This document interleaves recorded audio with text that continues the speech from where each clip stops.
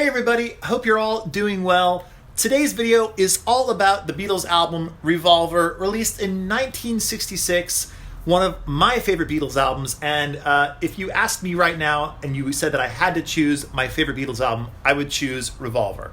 I just love Revolver. It was the first Beatles album that I really, it was the first Beatles album that I actually owned. And it was the first Beatles album that I really just devoured, and I just fell in love with it. And to this day, I still love Revolver. I could listen to it anytime, and I would never, ever get bored with it. It's so great.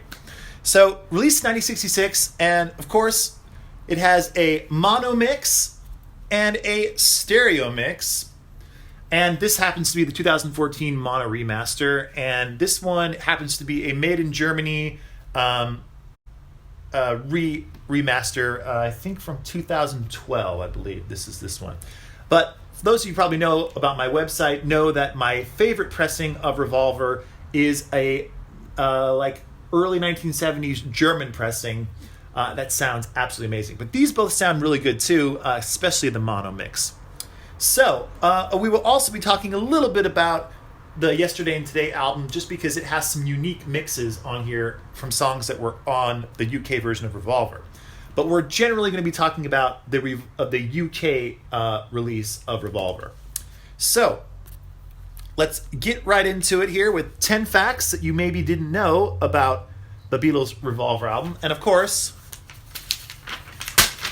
I have notes. Here we go. Fact number 1. So the cover of Revolver is an iconic cover, one of my favorite Beatles album covers. And the cover was designed by Klaus Voormann. Now, Klaus Voormann is an old friend of the Beatles. They met him in Germany. And in 1966, when Revolver was about to be completed, John Lennon apparently called Klaus and said to him that they needed an album cover and would he like to give it a go. So Klaus was then given a bunch of photographs of the Beatles that were all taken by Robert Freeman. Now, Robert Freeman had taken all the Beatles' last album covers, including With the Beatles, Rubber Soul, Beatles for Sale, and Klaus was given a bunch of photos that Robert had taken, and Klaus then took all those photos, cut them up, and made a collage, and then drew these line drawings of the Beatles around this collage, and that's how he came up with the Revolver album cover. And all the Beatles apparently loved it. As soon as they saw it, they were all flattered by how cool it looked and how Klaus made them all look so great. But interesting thing to note is that Klaus had a little bit of trouble drawing George. And so George is the only Beatle on here that actually, his drawing has real cutouts of his eyes and his lips, because Klaus was having a hard time capturing George. So he just took cutouts of his eyes and his lips and put them on there. And that's why the George drawing on here looks a little bit different and kind of sticks out a little bit more compared to Paul, John, and Ringo. But an amazing album cover and just one of the best of all time. So iconic. Okay, fact number 2. So Revolver, before it was known as Revolver, the Beatles had a couple of other album titles in mind. Some of these were just jokes, but some of these were serious contenders. And I have a list here of other album titles that Revolver almost was named. So think about these titles and think about how they could have been the title of Revolver instead of Revolver as I read them. The first one is completely a joke, in my opinion, but Beatles on Safari. I don't know who came up with this one, but to me, it's very similar to like Pet Sounds that the Beach Boys released, right? Beatles on Safari. Just kind of silly. The next one is After Geography. Now, this is one that Ringo came up with, and it was a joke based off of the Rolling Stones' recent album that was released around this time period called Aftermath. So he thought they should call their album After Geography, which is kind of a funny joke. The next one, Magic Eye. Kind of cool. Next one, Magic Circle. Also kind of cool. Then you get some really kind of weird ones here. Four Sides of the Circle. Kind of cool. Then Four Sides of the Eternal Triangle. Getting kind of mystic and weird. Now this is actually my favorite one of all the ones that could have been the title. Abracadabra. I think that's a very cool title for this album. I think it would have really suited it well. Although Revolver, of course, is hands down the best one. Another one, Pendulums. Apparently Paul suggested pendulums. And then you got another silly one, Fat Man and Bobby. I feel like that's a John Lennon one. But just imagine if Revolver was not called Revolver. By the way, the title Revolver does not refer to a gun at all. It in fact refers to when you put a record on a turntable, as it spins around, it is revolving. So this is a revolver. That's how they got the title. Okay, fact number 3. The song Eleanor Rigby, of course, just a fantastic song on this album. And Eleanor Rigby has 2 main characters in the song. Of course, Eleanor Rigby and then Father Mackenzie. But originally, Father Mackenzie was named Father McCartney. And apparently, it was Father McCartney for a long, long time. But then at the last minute, Paul decided that he didn't want it to be Father McCartney. He didn't want people confusing the character in the song with his, of course, dad, James McCartney, who is his Father McCartney. So, and apparently John Lennon really wanted it to be Father McCartney. He thought it sounded really cool, but Paul said no. So they then looked in the phone book under McCartney and found another name that they would like, and they found Mackenzie. So he became Father Mackenzie. And of course, that's how he remains in the song, Father Mackenzie. Okay, fact number 4 also has to do with Eleanor Rigby. So Eleanor Rigby is one of the few Lennon-McCartney songs that John and Paul both kind of disagree with as to who wrote what. And it's really, in my opinion, I think that John was just remembering this wrong or something, or just a little confused, because to me, this is such a Paul song, Eleanor Rigby. And while it has been claimed that the other Beatles helped with the song a little bit as well, like Ringo came up with the line, darning his socks in the night, and apparently George came up with the idea of singing about the lonely people. The interesting thing, though, I almost lost my train of thought here, is that, so John had a friend named Pete Shotton. Now, Pete Shotton was John's friend all the way back from Liverpool, and he remained friends with John all the way through the 60s, and he even lived with John for a little while at John's house. And apparently, one of the nights that Pete was over at John's house, all the other Beatles were in the house as well, and they were working on Eleanor Rigby. And Pete witnessed it in the room, and he witnessed like Ringo coming up with the line darning his socks in the night, and then George adding a few lines, and even Pete himself suggested a few things. But he says that John's contribution was really next to nothing, that John was not really interested in what was going on at all. So in my opinion, I believe that story, because Pete has, first of all, he's John's friend, so he has no reason to really lie about it. And you would think that since he was John's friend, that he would have, if he was going to say anything, he would have said that, oh yeah, of course John helped with the song. But he's actually saying, no, John had really nothing to do with it. So that seems pretty logical to me, that John just kind of remembered that wrong. Because the quote from John was, he said that, John said that he wrote about 80% of the lyrics. But I just don't really think that's all that true. But it is amazing to know that of all of the Lennon-McCartney songs, they really only disagreed on like 2 of them. And the other one, of course, is In My Life from Rubber Soul. And then, of course, Eleanor Rigby, they both kind of disagree on that one as well. But it doesn't matter, because in the end, it's a great song, and all the Beatles added to all the Beatles songs to make them as magical as they are. So it's all just trivial, right? Okay, fact number 5. So this album has a couple of cool things about it that only happen on this album, or on, let me rephrase that. Let me go back a little bit. So, fact number 5 is that there are a couple of George Harrison firsts on Revolver. So, this is the only Beatles album, by the way, and the first and only, that opens with a George Harrison song. So, of course, the album starts with Taxman. And the other thing is that this is the first time on a Beatles album that there were 3 George Harrison compositions on the album. And those were Taxman, Love You Too, and I Want to Tell You. Of course, on the White Album, George had, I think, 4 songs on there, or maybe 3 or 4. And then later on Abbey Road, of course, he had 2 songs. But before Revolver, he would contribute like 1 or 2 songs to an album. But Revolver really has a lot of contributions from George. 3 songs and the very first song on the album. So, kind of cool to know. Fact number 6. When Paul first heard the final test pressing of Revolver, he had like a mini freak out and he thought everything sounded out of tune and he was like really, really worried about it. And I guess all the other Beatles had to kind of convince him like, no, it's great. It sounds fine. It's going to be a hit. Don't worry about it. And he then let it go. And of course, it does sound fine. It did become a hit. But it's interesting to note that he had this like mini freak out where he thought that everything sounded out of tune. It just shows when you're an artist and you care so much, and if you hear something so many times, you start to hear it differently and you start to pick out all the things that are wrong with it. And it's really important to have a good team around you or people that you can trust that can tell you, no, it's great and don't worry about it. Okay, fact number 7. So early UK mono copies of Revolver, and I don't own one of these, by the way. I would hope to someday, but I don't own it right at this point. Early UK mono copies of Revolver have a different mix of Tomorrow Never Knows. And the story behind this is that apparently this early mix of Tomorrow Never Knows that came out on the early copies of Revolver, George Martin wasn't very happy with it and decided at the last minute to include a different mix of the mono mix of Tomorrow Never Knows. And that's the one that we all know as the mono mix. But there is a different mix floating around out there on early copies of Revolver.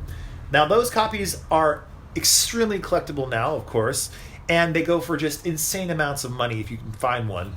And hopefully one day I will find one. I have heard one because I have a friend who has it, and it's very cool to listen to because it is a pretty different sounding mix of Tomorrow Never Knows. And you can also find this original mix online as well.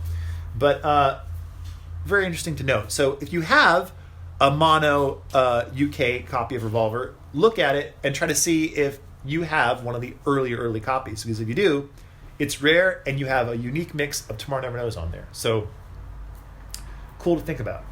Fact number 8. So speaking of different mixes, now here's where we're going to talk about Yesterday and Today. This is, of course, released in the US on Capitol Records. So the mono copies of Yesterday and Today, the early ones on the Capitol Rainbow label, they have different mixes for 3 songs that were all featured on Revolver. And those 3 songs are Dr. Robert, I'm Only Sleeping, and Andrew Bird Can Sing. All John songs. Now, they all have unique mono mixes. And the reason for this is that these songs were all completed pretty early on during the Revolver sessions. And the US needed some new Beatles songs to include on their next compilation album, is what I'll call it. Because, of course, in the US, they would release Beatle albums with different running orders. And they would take songs off of the original UK album, save them, and put them on different albums. And this is one of those albums. So this is in between Rubber Soul and Revolver. And it has a bunch of songs from Revolver and some songs from Help even. It's got Drive My Car, I'm Only Sleeping, Nowhere Man, Dr. Robert, Yesterday, and Act Naturally. Just kind of a hodgepodge of Beatles songs. So when they needed some more songs to fill out the album, George Martin sent them early mono mixes of those 3 songs, Dr. Robert, I'm Only Sleeping, and Andrew Bird Can Sing. So those are unique mixes that you can only find on Yesterday and Today. So it's worth picking up Yesterday and Today in the mono version just so you can have those unique mixes. By the way, of course, this is not a Butcher cover, but I own a Butcher cover, and this is famously the album that originally had the Butcher cover on there, and then it was a big fuss over it, and they stuck this picture over it. And if you want to know more about the Butcher album, a lot of information online to check that out. And maybe someday I'll make a unique Butcher album video, but for now, just a little taste there. Okay, 2 more facts. Fact number 9. So the Beatles never performed a single song from Revolver live. That's crazy to think about, right? Because most time if you're in a band, you're going to perform songs from your new album because you want to promote the album. But the Beatles, by 1966, they were pretty much over playing live, over touring, and they didn't play any of their songs from Revolver. Now, they did play the single from Revolver, which is Paperback Writer, but of course, Paperback Writer isn't on the album, but it was recorded during the sessions. They did play Paperback Writer live, but they've been quoted as saying the reason they didn't play a lot of these songs is that they felt like they couldn't do the songs justice live, because they were doing so much studio work, so much overdubbing, so many studio tricks that playing the songs live, it wouldn't have worked. So They didn't play any of the songs from Revolver live. But Paul, of course, would later play all of his songs from Revolver. He would play live. And those songs are For No One, Eleanor Rigby, Got to Get You in My Life, Here, There, and Everywhere, and Good Day Sunshine. He's played all those songs live, either with Wings or on his own. And then George would perform Taxman and I Want to Tell You live. He played those songs. Those songs are on an album called Live in Japan that he played with Eric Clapton and Eric Clapton's band. Very, very cool album. And then, of course, Ringo performs every time he goes out. He sings Yellow Submarine, which is, of course, on Revolver as well. So the Beatles as a band never played any of the songs, but individually, George, Paul, and Ringo have played the songs from Revolver live. Okay, fact number 10. And this is the fact that I think is my favorite fact here. So the song She Said, She Said, which is one of my all-time favorite Beatles songs, I just love it so much, has a very unique fact about it. So it's a full band performance, and what I mean by that is there are drums, bass, and guitars. And it's one of the only full band Beatles songs that doesn't have Paul McCartney on it at all. Now, of course, there are other Beatles songs that don't have Paul on it, like Julia, which just has John, but that's just John doing it solo. And then like Good Night from Ringo, it's just Ringo and of course the orchestra in the back, so no Paul in that either. But as far as a full band song where it's like there's drums and bass and guitars, it's unique to not have Paul playing on it. But what happened apparently, and Paul states this in his book Many Years From Now, which is written by Barry Miles, but really it's Paul's official biography. Paul says that during the recording sessions for She Said, She Said, he got into an argument with the other Beatles and stormed out of the studio and just left, leaving just John, George, and Ringo behind to work on the song She Said, She Said. So George ended up playing bass on the song and guitar, and he sang harmony with John. And then George also later stated that he helped John arrange She Said, She Said in the studio. And if you listen to She Said, She Said, especially the bass line, you can really hear that it's not a Paul type of bass line. It's George. And George, by the way, is also a great bass player. And you can hear also in the song that Paul is nowhere in those harmonies at all. At least I can't hear him. And there are some Beatles scholars who claim that Paul maybe is remembering this wrong, and it sounds like Paul is actually on the track. In my opinion, I don't hear Paul on the track at all. And the fact that Paul stated in his book that he isn't on She Said, She Said, to me, that the guy himself is saying, I didn't play on this track. So I'm going to go with that Paul didn't play on She Said, She Said. And oddly enough, Paul, if I had to choose my favorite Beatle, which is almost impossible, I guess I would favor Paul. But oddly, She Said, She Said is one of my favorite Beatles songs, and Paul's not even on it at all. Side note, by the way, She Said, She Said, in my opinion, this song has Ringo's best drumming ever. I know everyone talks about the song Rain, which is also great. That's Ringo's best drumming, or they'll even maybe suggest like A Day in the Life for Ringo's drumming is great on that as well. But in my opinion, She Said, She Said has the best Ringo drumming of all of his performances ever. It's so great. Just my own little opinion there. So anyway, those were 10 facts that you maybe didn't know about the Beatles' fantastic album Revolver. And hope you enjoyed that. Now, of course, in the comments below, please let me know if you have additional facts that I didn't state that you think would be good to include in the comments below, because I love reading those and I love having conversations with all of you. And if, of course, I said a fact that you think is wrong, please let me know. Happy to discuss it. And hope you all are doing okay out there. I know these are weird times, right? Hopefully all of us are staying inside, trying to enjoy our record collections and maybe reading a book or watching some movies, catching up on some TV shows.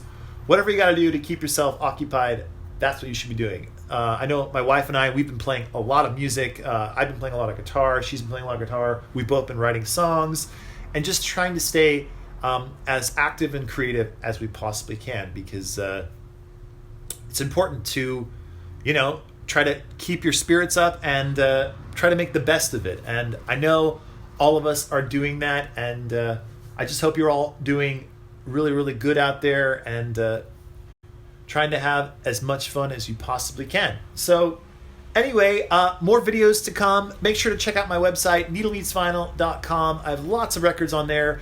And I do have some more Beatle records that will be hitting the site. Of course, things have slowed down a lot. I'm not able to go out to any of my local record stores to pick up records. All the records I'm getting right now from my website, I'm getting online, either from eBay or other websites. And unfortunately, because of what's going on, there are a lot of people who are suspending their sales online. So a lot of times, like I'll bid on something like on eBay, and the bid will be canceled because the person selling it isn't able to either get the actual physical record, because maybe it's in a record shop and they're not able to go to the record shop, or for whatever reasons they're not able to sell stuff online. So me picking up records has slowed down completely. That being said, I do have a back stock of stuff that I have been working on in the last couple of months. So that stuff is still coming through the pipeline, and I will be posting that stuff, especially this weekend. I will have an amazing pressing of the Beatles' Let It Be album. Also next week, I will have a pressing of what did I just listen to it? Oh, I can't think of it right now. But it's a Beatles album, and you'll love it. So just stay with me there. It's going to be great.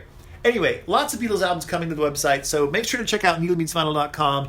And hey, that's it for now. So we'll talk to you later. Bye for now.